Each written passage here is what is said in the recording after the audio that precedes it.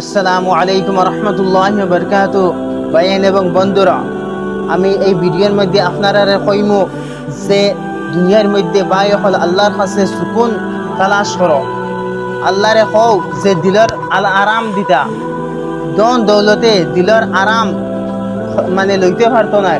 যত দন দৌলত থাকুক না কেন, আপনি দিলর সুকুন লইতে পারতাই না, কিনতে পারতাই না। এর লাগিন বাই হল আল্লাহর কাছে সিহত মাঙ্গো, দিলর সুকুন মাঙ্গো, দিলর আরাম মাঙ্গো। দিলর আরাম যেটা আল্লাহর মোহাব্বতে এই আরামটা মিলে। যদি তোমার কাছে দন দৌলত থাকেও না, যদি দন দৌলত থাকেও না, কিন্তু আল্লাহ তোমার শান্তির জিন্দগি দেন, কামিয়াব। আর যদি দন দৌলত থাকে তো আল্লাহ তোমার শান্তি দিন না, আপনি কামিয়াব না। আপনারা একটা ঘটনা শুনাই যে লখনৌ বড় শহর, আপনারা জানি ইউপির মধ্যে লখনৌ। তো লখনৌর ঘটনা কিতাবের মধ্যে লেখছেন যে একটা বাদশাহ আসলো। তো বাদশাহ হলোর গড় মেহেল এটা তো সমুদ্রের দ্বারও থাকে। তো বাদশার একটা বড় একটা বেমার হয়েছে, আর বেমার হওয়ার পরে কইছে যে একটা কিড়া আছে, এই কিড়া খাইতো, আর অন্য যা কোনো সবজি মাছ মাংস ডিম কোনো কিছু খাইতো না। একটা কিড়া আছে, এই কিড়া গুলা হে রান্ধিয়া খাইতো।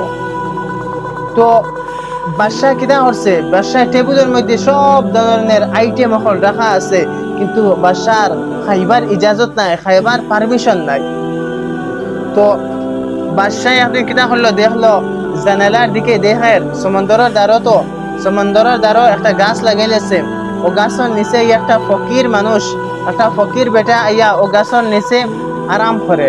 একটা গামছা আসলো, গামছার ফিন্দিয়া নদীর মধ্যে গোসল করলো, গোসল করিয়া 2 রাকাত নামাজ পড়িল। নামাজ পড়িয়া তার লগে আসলো একটা রুটি, আসলো একটা পেঁয়াজ আসলো। আর এই রুটি আর পেঁয়াজ খাইয়া হে কত সময় আরাম করলো, মতলব ঘুমাইলো। আর বাদশাহ সব কিছু দেখে। ঘুমানি পরে কিছু সময় পরে ঘুম থেকে উঠিল, ঘুম থেকে উঠিয়া মুখ হাত ধুইল, আরো 2 রাকাত নামাজ পড়িল, আর নামাজ পড়িয়া হে আবার গেল গিয়া। তো বাদশাহ সব কিছু দেখে।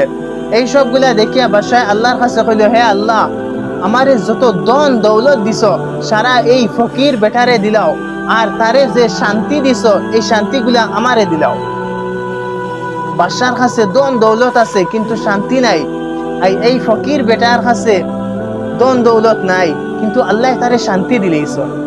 এর লাগিন বাই হল তোমার কাছে যত দন দৌলত থাকুক না কেন, আল্লাহ তোমার শান্তি দিন না যদি আপনি দন দৌলত দিয়া আপনি শান্তি লইতে পারতাই না। এর লাগিন আল্লাহর কাছে শান্তি শরীরের সিহত খুঁজাও, আল্লাহর কাছে দোয়া করো যে আল্লাহ তোমার শান্তির জিন্দগি আতা ফরমাইতা।